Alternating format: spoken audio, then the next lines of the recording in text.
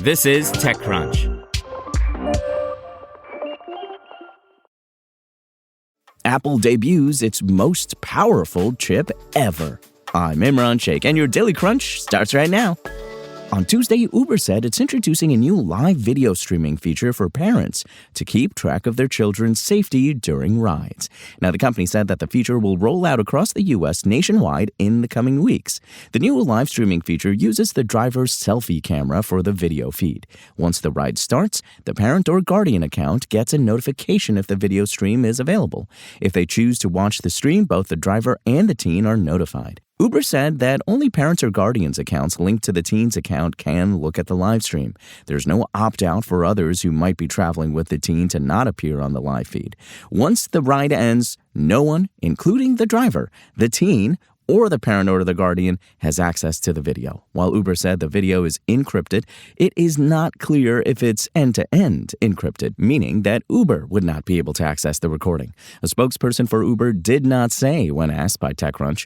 The company said that the feature is live in 9 markets, including Atlanta, Cleveland, Rhode Island, and others. Over the coming weeks, it'll be available across the entire United States. Uber debuted teen accounts in the U.S. all the way back in 2023, and since then, it's expanded the feature to more than 50 countries.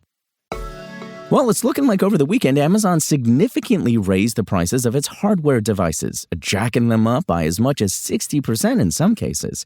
Now, the price explosion impacted Fire TVs, Echoes, Kindles, and Eeros. One egregious example that's been cited is that of the once humble Echo Dot, one of Amazon's cheapest smart speakers, the price of which jumped 60% overnight from $49.99 to $79.99. Whew! Price tracking sites like Camel show the stark uptick, which has previously hovered much lower. When reached for comment by TechCrunch, Amazon shared the following. The consumer electronics industry is facing significant increases in memory and storage component costs. After absorbing these increases for as long as we could, we recently adjusted pricing across our product lines. Now, the company also said that it would continue to offer occasional promotions to customers over the course of the next year. Amazon's price hikes reinforce the reality that it's a terrible time to buy hardware.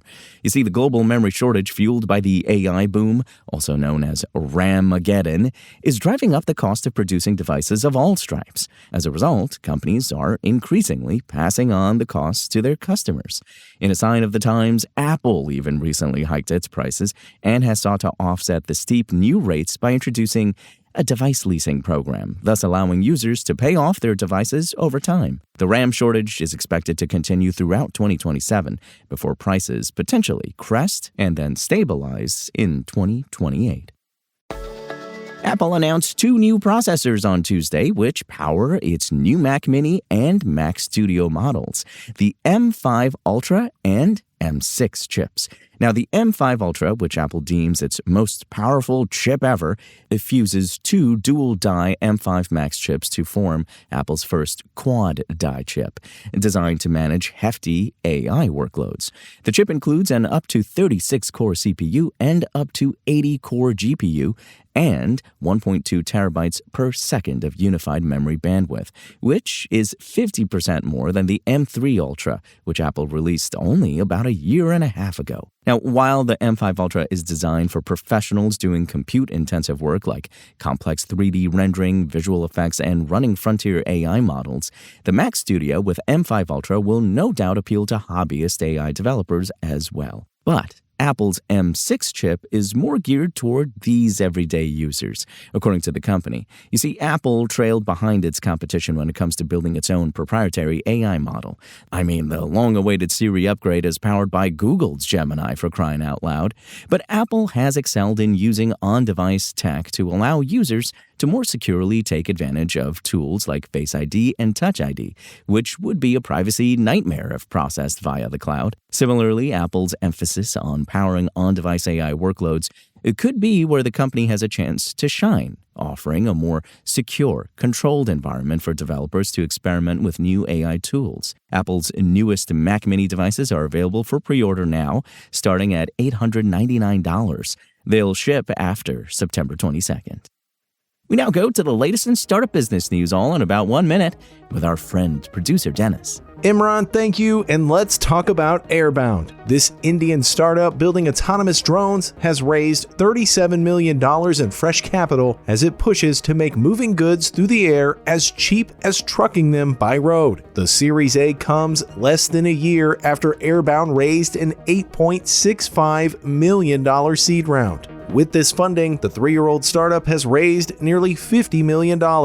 Airbound and other startups in this sector argue that drones can move certain goods faster and cheaper than vehicles on the road. And while there have been successful deployments, drone delivery is still far from matching the scale and versatility of trucking.